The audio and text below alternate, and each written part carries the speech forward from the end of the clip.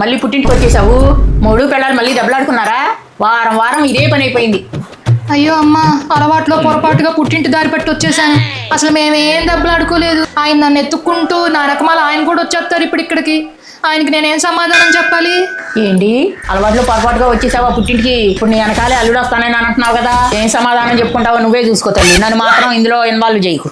అమ్మో, నేను అలవాట్లో పొరపాటుగా పుట్టింటికి వచ్చేసానని చెప్తే రేపు నిజంగా గొడవపడి వచ్చినప్పుడు నా వెనకమాల రాడు నన్ను తీసుకెళ్ళటానికి. దీనికి ఒక ఉపాయం ఆలోచించాల్సిందే. వచ్చేసింది, మళ్ళీ పుట్టిన దారి పెట్టేసి వచ్చేసింది. ఇది ప్రతి వారం దిగిరి పని అయిపోయింది. ఎందుకు వస్తుందో, దేనికి వస్తుందో, ఏ కారణంతో వస్తుందో కూడా తెలిసి రావట్లేదు నాకు. అత్తయ్య వచ్చేసిందా మీ అమ్మాయి పుట్టింటికి? అసలు ఎందుకు వచ్చేసినట్టు మీ అమ్మాయి ప్రతి వారం? ఏమో బాబు, ఎందుకు వచ్చిందో ఏంటో నాకు తెలీదు. ఏంటి, నేను ఎందుకు వచ్చానో కూడా మీకు తెలీదా? ఎందుకు వచ్చావే? నాకేం అర్థం కావట్లేదు, నేనేం చేశాను? తెలీదా? అంతేలే, నా కర్మ ఇలా కాలిపోయింది. పెళ్ళాం దేనికి కలిగిందో, దేనికి కోపం వచ్చిందో, పాపం పుట్టింటికి ఎందుకు వచ్చేసిందో కూడా తెలియదంట మొగుడికి. ఇదే నాకే దొరికాడేటంట మొగుడు. పెళ్ళాం దేనికి బాధపడుతుందో, పుట్టింటి ఆసరా ఎందుకు కావాలనుకుని వచ్చిందో కూడా తెలియట్లేదంట నా భర్తకి. నా కర్మ ఇలా కాలిపోయింది. ఎవరికి చెప్పుకొని నాకు ఈ బాధ? చేయాల్సిందంతా చేసేసి నంగరాజు తుంగభద్రలాగా అబ్బబ్బో నాకు ఏం తెలియదు అంటున్నాడు. ఎక్కడా లేదమ్మా ఈ విడ్డూరు, నా కొంపలోనే ఏడిసింది.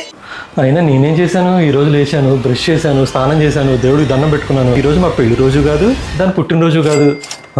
ఈరోజు నేను చేసిన వంటలు ఉప్పు ఎక్కువైపోయిందా ఏంటి?